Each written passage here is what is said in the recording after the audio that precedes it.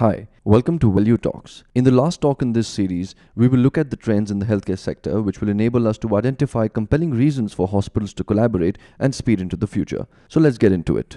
We will look at trends in these 5 specific areas and go through each one of them individually to get a clear understanding of the growing need for hospital collaboration. Healthcare is local.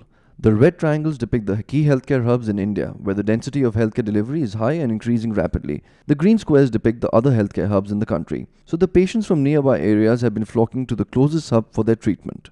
The criteria which will govern where the patient goes is going to be largely driven by the quality of healthcare delivery and patient experience. While the most structured players in the industry are quality conscious in their own right, suppliers on the other hand are doing a good job of educating even the smallest hospitals in India who don't have the requisite management expertise. So the mindset of such smaller establishments will switch over much faster than what we can anticipate towards greater infection control and better patient experience. And this switch is even more probable given the fact that such establishments have that critical real estate with them where patient walking in is easy. But the fact is that there are more and more establishments with similar facilities springing around the hubs.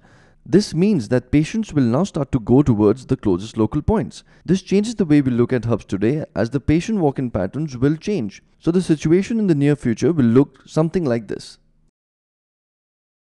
This means that local is getting closer and better. Neighborhood hospitals are high on convenience and therefore patients will prefer going to the nearest hospital. In addition, acceptable quality of healthcare will be accessible in most of the relatively closer centers. This means that the current walk-in patterns will change dramatically. This means that the current catchment pockets for hospitals will shrink and overlap, putting more pressure on the top line of hospitals. This leads us to believe that accessibility of acceptable quality healthcare will be the key driver of profitability for all hospitals. Let's look at the second point now where we understand the uniqueness of this business.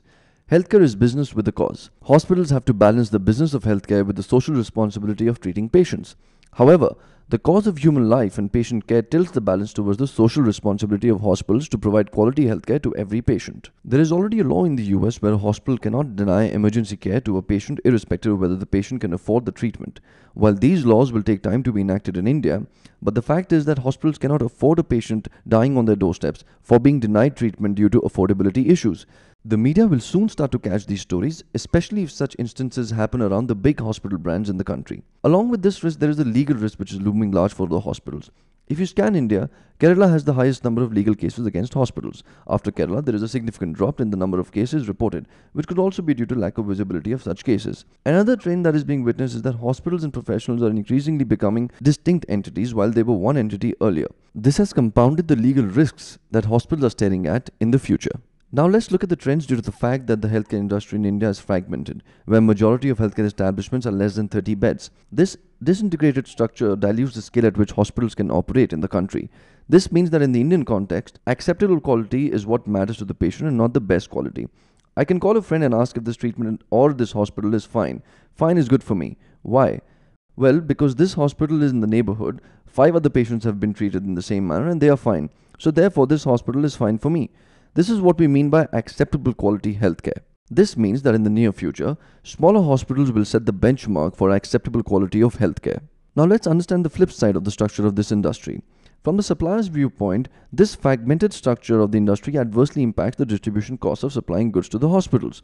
It is not the landed cost of goods that needs to be looked at, but rather the healthcare ecosystem needs to look at the whole cost equation starting from the cost of manufacturing or importing to the country to the point that it is consumed by the patient if we genuinely want to think about affordable healthcare in the future.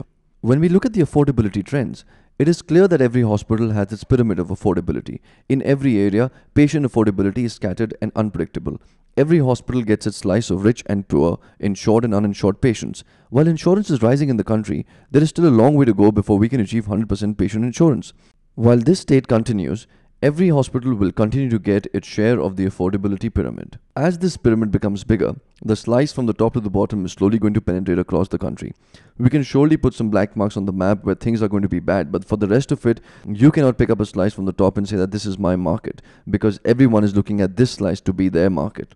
So irrespective of where your hospital is located, the affordability pyramid is geographically driven and therefore affordability constraints will always be knocking on your door. In a nutshell, this means that all indicators are pointing towards rising cost pressures on hospitals.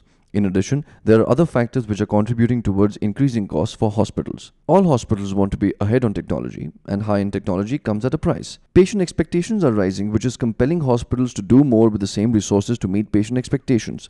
Soon enough, patient safety standards will take the center stage, which will further increase the cost pressures. Talent and manpower is not going to be easy either.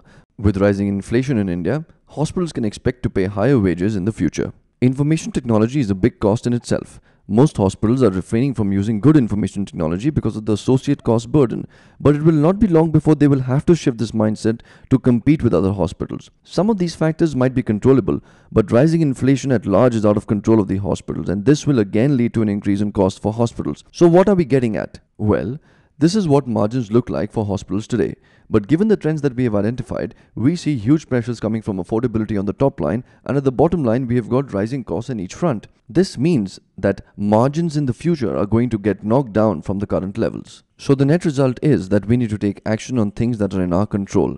And it is in our control to focus on cost as a driver and start making sure that we are actually working towards scenarios where instead of building the star in the moon, we are controlling our costs today. We believe that cost is the real driver and differentiator in a fragmented marketplace plagued with affordability constraints. Every step adds to the final landed price. Any of the global companies coming into India will have a national point, then distribution at a regional point and a local point, coupled with a lot of sales spending and promotional spending. All this is cost that is finally built into the landed cost of the product. On the hospital side, we don't even consider the cost of procuring the goods from the supplier. This means that we don't even add the cost associated with product reviews, vendor management, purchase process, right up till stocking and consumption. These are the chains that we don't even focus on today. But can there be effective ways at that level to control costs for the entire healthcare ecosystem? And that's exactly what we need to focus on so that collective action can control the rising costs. Can we bring about systemic changes to things like inventory holding, sales efforts, and negotiation time? Can we influence these factors by coming together? The answer is yes, we can. Welue is an information and coordination company. We converge, collect, and empower the Indian healthcare ecosystem to produce reciprocal synergies for all the stakeholders. We have launched Welue Health Alliance, a platform that enables hospitals to collaborate and suppliers to gain a gateway for coordinated market access. This platform enables the overall cost of the ecosystem to come down and speeds up modernization of hospitals. In the next talk, we will scope out Welue Health Alliance and understand how the alliance helps hospitals and suppliers to create reciprocal synergies. Thank you for listening and see you next time.